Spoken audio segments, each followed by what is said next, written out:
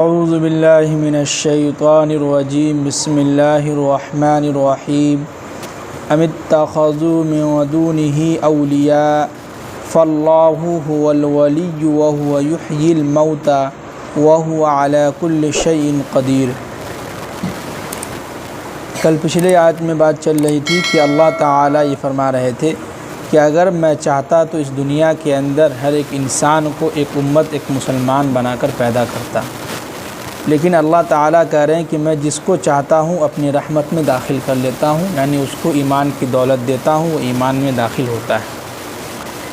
اور آگے یہ بھی فرمایا کہ ہم ظالمون، جو ظالم لوگ ہیں اس کے دنیا کے اندر نہ کوئی رکھوالا ہے اور نہ کوئی اس کا مددگار ہے۔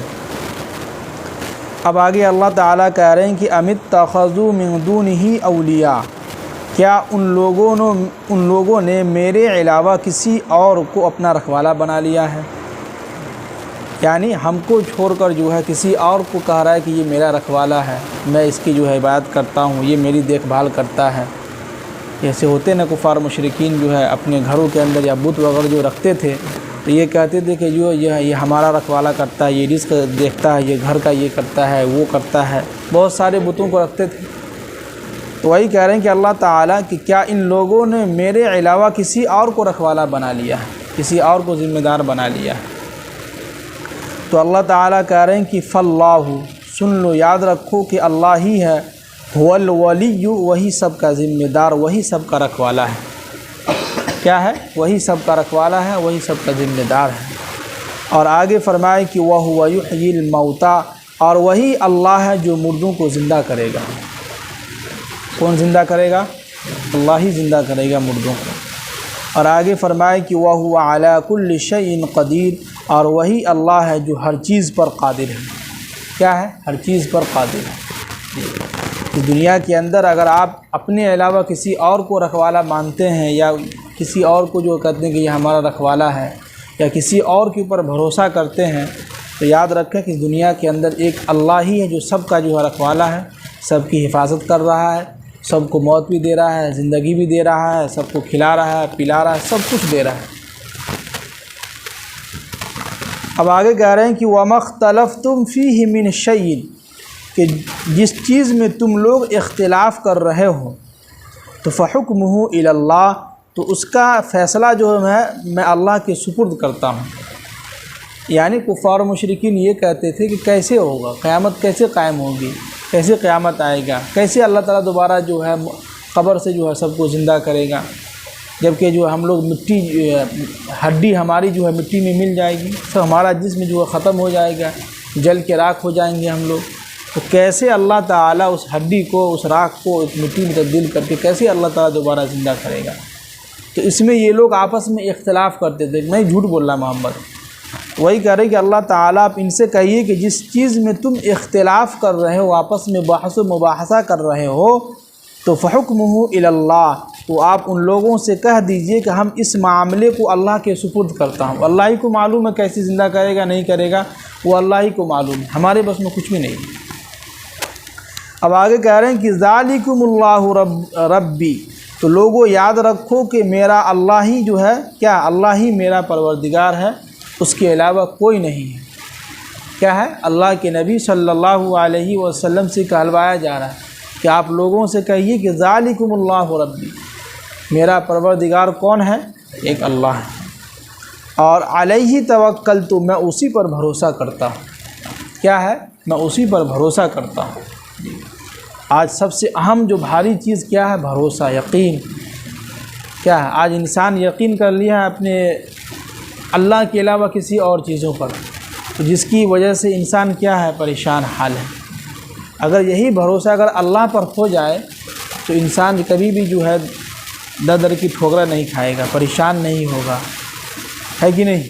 تو ہمیں سب سے پہلے کس پہ بھروسہ کرنا ہوگا؟ ایک اللہ پر بھروسہ کرنا ہوگا کہ جس اللہ نے ہم کو پیدا کیا ہے اور پیدا ہوتے ہی میری ماں کے چھاتی میں دودھ پیدا کیا ہے، وہی اللہ ہمارے رزق کا بھی انتظام کرے گا آگے چل کے، ہے کہ نہیں؟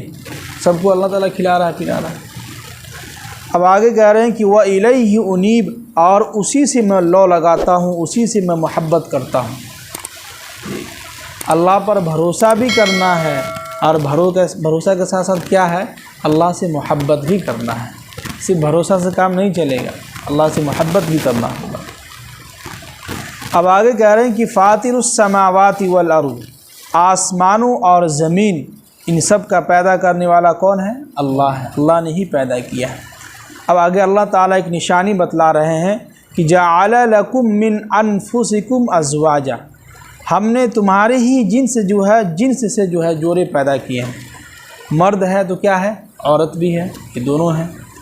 اور آگے فرمائے کہ وَمِنَ الْأَنْعَامِ أَزْوَاجًا، اور مویشیوں کے اندر بھی، جانور کے اندر بھی ہم نے جو ہے جوڑے پیدا کیے ہیں، ہے کہ نہیں؟ سب کا جو ایک الگ الگ جو ہے الگ۔ اب آگے اللہ تعالیٰ کیا کر رہے ہیں کہ یذرؤکم فیہ، اور ہم اسی کے ذریعے سے تمہاری نسل کو ہم چلاتے رہتے ہیں۔ چل رہا ہے کہ نہیں؟ ہمارے باپ تھے، ان کے باپ تھے، ان کے باپ تھے، ان کے باپ تھے، ان کے باپ تھے، کہاں کہاں چلے گئے۔ اب آگے جو ہے چلتا رہے گا، ہمارے بیٹے ہوں گے، ان کے بیٹے ہوں گے، ان کا بیٹا ہوگا، ان کا بیٹا ہوگا، نسل چل رہا ہے کہ نہیں، خاندان چل رہا ہے۔ وہی کرے اللہ تعالیٰ کہ ہم اسی کے ذریعے سے یذرؤکم فیہ، اسی کے ذریعے سے ہم تمہاری نسل کو چلاتے ہیں، ہے کہ نہیں؟ اب آگے اللہ تعالیٰ کہہ رہے ہیں کہ لیس کمثلہ شیء، تو یاد رکھو کہ اللہ کے جیسا کوئی بھی نہیں ہے۔ اللہ کے مثل کیا ہے؟ کوئی بھی چیز نہیں ہے، یعنی اللہ کے برابر میں کوئی بھی نہیں ہے۔ ایک اللہ ہی ہے جو تنہا اکیلے ہے، جس کے مقابلے میں کوئی نہیں ہے، کوئی اس کا جو ہے نہ شریک ہے، نہ اس کا کوئی ساجی ہے، کوئی بھی اس کے شریک نہیں۔ اب آگے کہہ رہے ہیں کہ وَهُوَ السَّمِيعُ الْبَصِيرُ، اور وہ سب سے زیادہ سننے والا، البصیر، اور سب سے زیادہ دیکھنے والا ہے۔ سننے والا بھی ہے اور کیا ہے، دیکھنے والا بھی ہے۔ اب آگے کہہ رہے ہیں کہ لَهُ مَقَالِيدُ السَّمَاوَاتِ وَالْأَرْضِ، آسمانوں اور زمین کی کنجیاں جو ہیں کس کے ہیں؟ اسی کے ہاتھ میں، اسی کے قبضے قدرت میں۔ کنجی کا مطلب یہ کہ سارا نظام کون چلا رہا ہے؟ اللہ ہی چلا رہا ہے۔ اس کے خزانے کا مالک کون ہے؟ اللہ ہی ہے۔ زمین کے اندر جو چیزیں چھپی ہوئی ہیں، ہم لوگوں کو تو کچھ بھی نہیں دکھتا ہے، زمین ہم لوگ کھودتے ہیں، کچھ ملتا ہے؟ کچھ بھی نہیں ملتا ہے۔ لیکن اسی زمین میں آپ بیج ڈالیے، بیج ڈالنے کے بعد دیکھیے 10 دن کے بعد، 5 دن کے بعد نکلتا ہے۔ کون نکال رہا ہے؟ اللہ نکال رہا ہے۔ وہی کہہ رہے ہیں کہ لہو مقالید، مقالید کے معنی آتے ہیں کنجیاں، چابی کہتے ہیں۔ یہ لہو مقالید السماوات والارض، آسمانوں اور زمین کی جو کنجیاں ہیں کس کے ہاتھ میں ہیں؟ اللہ کے ہاتھ میں، اسی کے قبضے قدرت میں۔ اب آگے دیکھیے اللہ تعالیٰ کتنی اچھی بات کہہ رہے ہیں، اپنی امت کو، اپنے بندوں کو جو دلاسا دے رہے ہیں کہ یبسط الرزق لمن یشاء ویقدر، یاد رکھو اللہ جس کو چاہتا ہے اسی کو خوب اللہ تعالیٰ رزق دیتا ہے، خوب پیسے دیتا ہے، اور ویقدر، اور جس کو چاہتا ہے تنگ کر دیتا ہے، کم دیتا ہے، کچھ کو کم دیتا ہے، کچھ کو بہت کم دیتا ہے۔ اس لیے اللہ تعالیٰ نے پہلے ہی بتا دیا ہے کہ آسمان اور زمین کی کنجیاں کس کے پاس ہے؟ میرے پاس ہے، میں ہی کھولوں گا، میں کھولوں گا تبھی، میں جس کو چاہوں گا اسی کو میں پیسہ دوں گا۔ اللہ تعالیٰ نے اپنا یہ بتلایا، ایک نشانی بتلا رہا ہے۔